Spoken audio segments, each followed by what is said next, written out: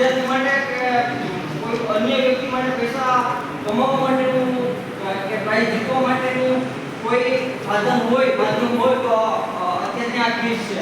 RBI દ્વારા ખાસ સાંભળજો, આરબીઆઈ દ્વારા એક ક્વિઝ લોન્ચ કરવામાં આવી છે. ક્વિઝ કોઈ પણ બે વ્યક્તિ ટીમમાં હોવા જરૂરી છે. દાખલા તરીકે મારે એકલાને ભાગ લેવો છે તો હું ન લઈશ, મારે અન્ય કોઈ વ્યક્તિને મારી સાથે મારી ટીમમાં જોઈન કરવો પડે. પછી અમારે બે જણાની ટીમ થઈ ગઈ તો કોઈ ત્રીજાને અમારી ટીમમાં જોડાવવું હોય તો ન જોડે. ટૂંકમાં હું એકલો ભાગ ન લઈ શકું અને મારી ટીમમાં તો બે કે તેથી વધારે વ્યક્તિ એટલે કે ત્રણ કે તેથી વધારે વ્યક્તિ ભાગ ન લઈ શકે. તમારી પાસે ટેમ્પલેટ છે ને, એમાં છે ને વેબસાઈટ છે.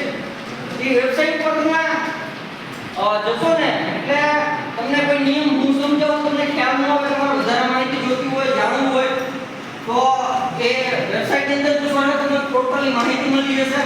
જો તમારે ક્વિઝમાં પાર્ટિસિપેટ કરવું છે, ભાગ લેવું છે તો તમારે ઓનલાઈન રજીસ્ટ્રેશન કરવું પડશે. ઓનલાઈન રજીસ્ટ્રેશન કરશો એટલે તમારો જ્યારે વારો આવશે ત્યારે પહેલો રાઉન્ડ ઓનલાઈન હશે. એટલે તમે છે ને ઘરે બેઠા તમારા મોબાઈલમાં અથવા કોમ્પ્યુટરમાં પહેલો રાઉન્ડ રમી શકો છો. ક્લિયર? પહેલો રાઉન્ડ ક્લિયર થાય, તમે એમાં સિલેક્ટ થઈ જાવ છો તો તમે બીજા રાઉન્ડમાં જાઓ છો. બીજો રાઉન્ડ રાજકોટ, અમદાવાદ, ગાંધીનગર, બરોડા કોઈ પણ જિલ્લામાં હોઈ શકે છે. ત્યાં તમારે જવા માટે, રહેવા માટે, આવવા જવા માટે, જમવાનું બધું આરબીઆઈ તરફથી ફ્રીમાં રહેશે. તમારે એક રૂપિયાનો ખર્ચો નથી. હવે દાખલા તરીકે ગાંધીનગર તમે બીજા રાઉન્ડ માટે જાઓ છો તો ત્યાં છે ને ગુજરાતના જેટલા પણ જિલ્લા છે એમાં જે લોકો સિલેક્ટ થયા હશે એ બધા આવશે. ગુજરાતના જેટલા પણ જિલ્લા છે એમાં જે લોકો સિલેક્ટ થયા હશે એ બધા આવશે. બરાબર છે? હવે એ બધાની વચ્ચે ક્વિઝ રમાશે. એમાંથી જે લોકો સિલેક્ટ થશે ને એ ઝોનલમાં જશે. ઝોનલમાં કેવી રીતના છે કે ગુજરાત, રાજસ્થાન, મહારાષ્ટ્ર, મધ્યપ્રદેશ આ ચાર રાજ્યો છે ને એક ઝોન બને. એવી રીતના બીજા રાજ્યો છે, દાખલા તરીકે કેરળના રાજ્યો છે તો એના જે ચાર પાંચ રાજ્યો છે એનો ઝોન બને. પછી આ બાજુ યુપી, બિહાર, દિલ્હી એ ચાર પાંચ રાજ્યોનો ઝોન બને. મતલબ એ ઝોનમાં જે લોકો સિલેક્ટ થયા હશે ને એનો અને તમારો તમે ઝોનની અંદર સિલેક્ટ થાઓ છો એટલે તમે ફાઇનલમાં આવશો. બરાબર છે? ફાઇનલમાં જેનો પહેલો નંબર આવશે એને 10 લાખ રૂપિયા ઇનામ આપવામાં આવશે. જેનો પહેલો નંબર આવશે એને 10 લાખ રૂપિયા ઇનામ આપવામાં આવશે. જેનો બીજો નંબર આવશે એને 8 લાખ રૂપિયા ઇનામ આપવામાં આવશે અને જેનો ત્રીજો નંબર આવશે એને 6 લાખ રૂપિયા ઇનામ આપવામાં આવશે. પ્લસ નેશનલ લેવલનું સર્ટિફિકેટ આપવામાં આવશે.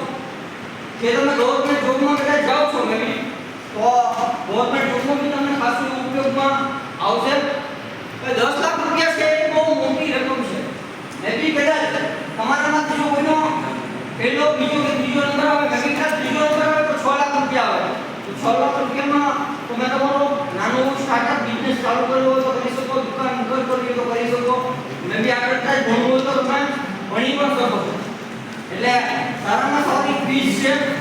બને એટલા લોકો પાર્ટિસિપેટ કરજો, ભાગ લેજો, જેથી કરીને તમે તમારા મમ્મી પપ્પાને મદદરૂપ થઈ શકો, ઝડપથી તમારા પગભર થઈ શકો. તો આવો ચાન્સ બહુ ઓછા મળતા હોય છે. અને એવું નહીં વિચારવાનું, ઘણા લોકો એવું વિચારતા હોય કે આખા રાજ્યના, આખા દેશના છોકરાઓ આવવાને આપણો ક્યાં નંબર આવવાનો. ના ના, એવું નથી હોતું. તમારી મહેનત ઉપર ડિપેન્ડ કરે, તમારામાં કયા કૌશલ્ય છે તમને પણ નથી ખબર હોતી ક્યારે. બરાબર છે? તો બધા લોકોએ પાર્ટિસિપેટ કરવાનું છે અને જેને જે કોઈને ક્વિઝમાં સમજાવવું હોય ને એ આવે તો કોઈને કઈ પ્રશ્ન હોય કે કઈ પૂછવું હોય વચ્ચે વચ્ચે વાત ન કરતા મિત્રો, પ્લીઝ વચ્ચે વચ્ચે વાત ન કરતા. તમને નો સમજાવવું હોય તો પૂછો મને, તો તમને કઈ પ્રશ્ન હોય તો પૂછો. વચ્ચે વચ્ચે વાત ન કરો. ખ્યાલ આવી ગયો ને? એ બોલો. સ્ટુડન્ટ આઈડી માં શું કયો? સ્ટુડન્ટ આઈડી તો લોગિન કરવા માટે સ્ટુડન્ટ આઈડી નાખવું પડશે ને. સ્ટુડન્ટ માટે છે ને, બીજા કોઈ જોઈન કરી શકે.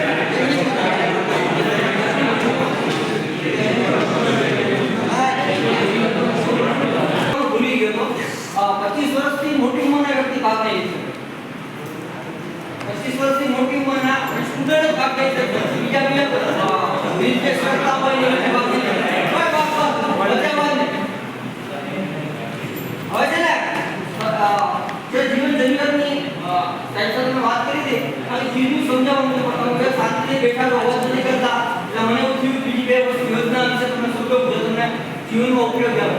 આયુષ્માન કાર્ડ છે ને, આયુષ્માન કાર્ડ બહુ ઈઝી છે. લગભગ બધા પાસે આયુષ્માન કાર્ડ હોય જ છે, બરાબર છે. પણ ઘણા લોકો અટવાય છે, એટલા માટે આયુષ્માન કાર્ડની વાત કરી તમે બે મિનિટ સાથે સાંભળજો. કોઈ અવાજ વચ્ચે ન કરતા પ્લીઝ. તમે અવાજ કરો ને મને મજા ન આવે બોલવાનું. આયુષ્માન કાર્ડ છે ને, આયુષ્માન કાર્ડ બે પ્રકારની છે.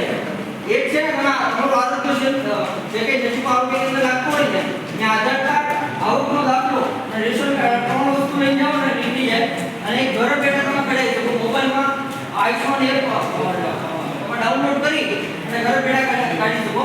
એના માટે ઘરે બેઠા કાઢવું હોય ને તો તમારું રેશન કાર્ડ, આધાર કાર્ડ હોવું જોઈએ, બરાબર છે. એ કઈ વસ્તુ આવકનો દાખલોની એમાં જરૂર નહીં પડે, પણ રેશન કાર્ડમાં અંદાજ દેતા હોવો જોઈએ. હવે આયુષ્માન કાર્ડ છે,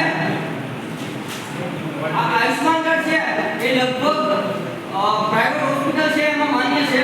ખાલી તાવ કયા કયા રોગમાં નહીં